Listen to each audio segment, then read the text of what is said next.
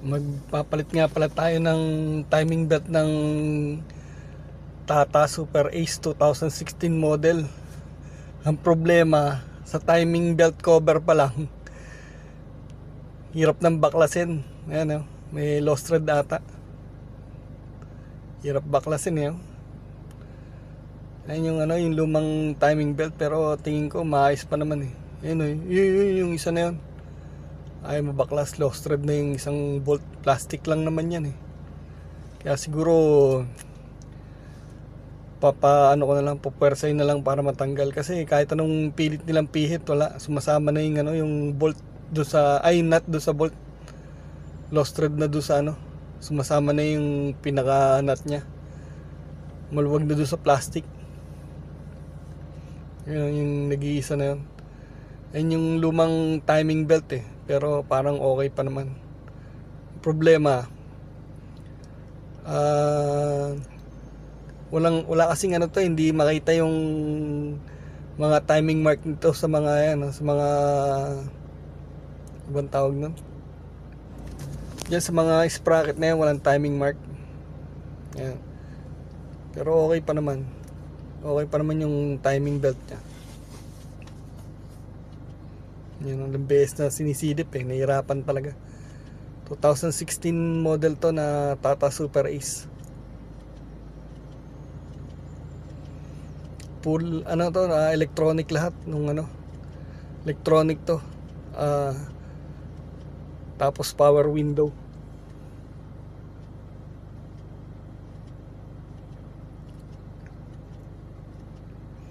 Ayan, hirap baklasin, cover pa lang nahirapan na sila.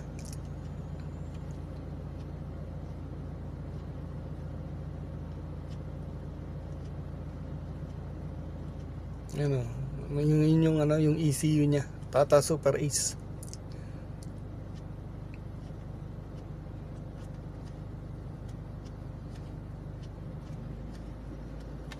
Ngayon lang daw nila na to eh, sabi ng mekaniko, ngayon lang daw sila naka-encounter ng ganito eh.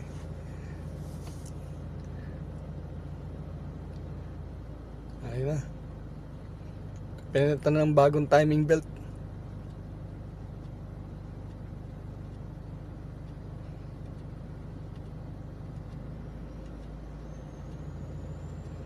Tsaka tensioner bearing, ayan, sineset na lang nila.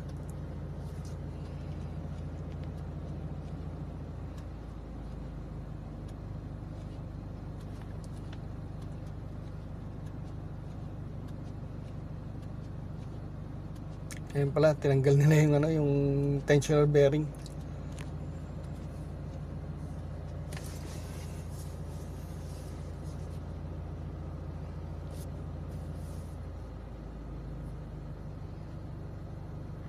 Ayan, hugutin na nila yung lumang timing belt. Ayan, tinanggal na nila yung lumang timing belt niyan. Pero merong gumalaw na rin pala niyan, kasi doon sa mga sprocket nung nung camshaft tsaka crankshaft, merong may tanda na, may puti. Ayan ayan yung puti na yan. Ayan ang tanda ng timing ng crankshaft. Ayan yung puti na yan sa sprocket. Ayan, papalit na ng bagong timing belt.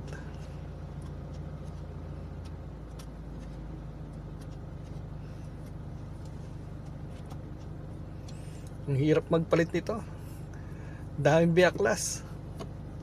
Kala ko nga hindi nila magagawa yung yung timing belt cover eh, yung isang doon, isang bolt doon eh lost thread pa, kaya piniwersa na nilang tanggalin.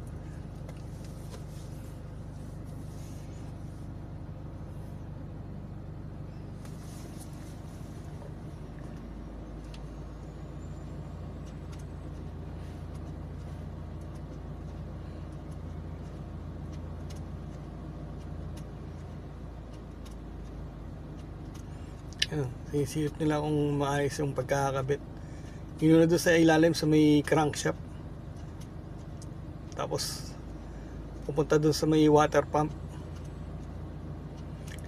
paikot ng nung fuel pump. Ayan, siniset na ng maayos.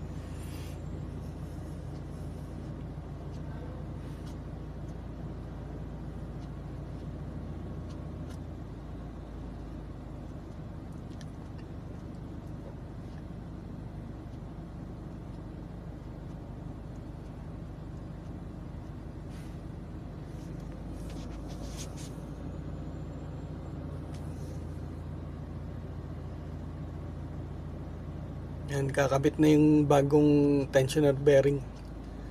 Isang set na pala yung pinalitan ko. Tensioner bearing, timing belt, tsaka alternator belt.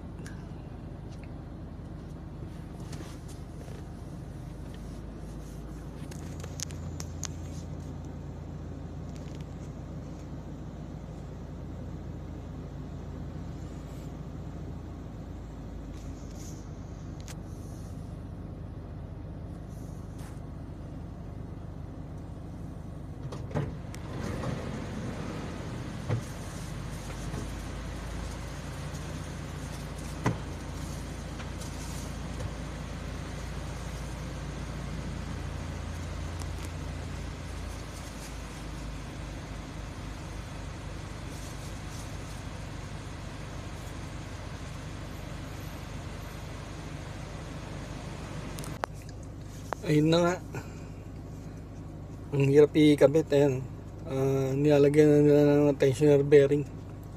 Ayun, nailagay na. Iigpitan na lang para hindi tumalon yung mga ngipin niya. Iigpitan na lang yung tensioner bearing. Pero okay na yan, nakaset na yan, maigpit na.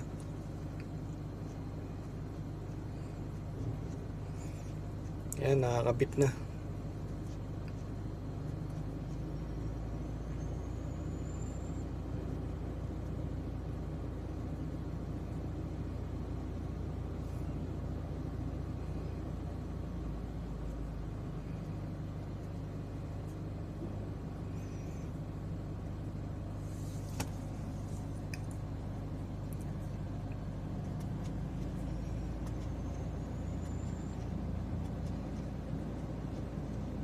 Napakahirap talaga magpalit ng timing belt ng Tata Super Ace. Napakasigip oh. Buti ng mga mekaniko matyaga. Tropa naman eh.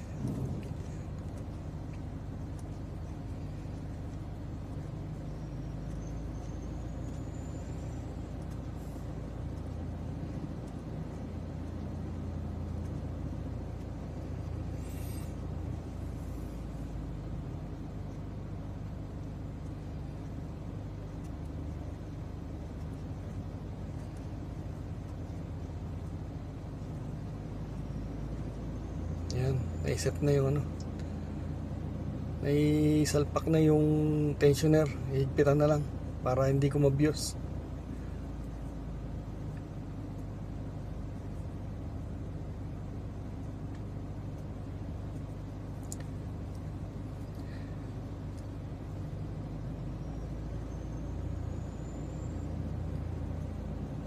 Tiradang professional na mekaniko. Nagdagdag ng extension para madali-dali barahin. Ayan, mahigpit na. Testing muna, testing. Ayan, higpit. Okay. Sasalpak na lang lahat ng mga binaklas nila para matesting na. Ayan, tingin na nilang kinakabit yung mga binaklas nila.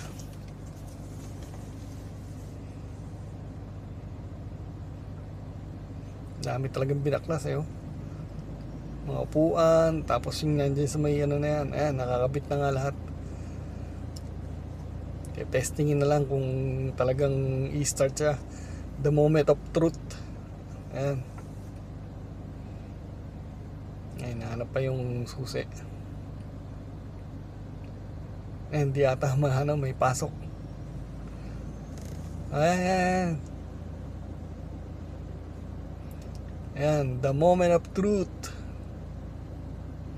Kung one click start.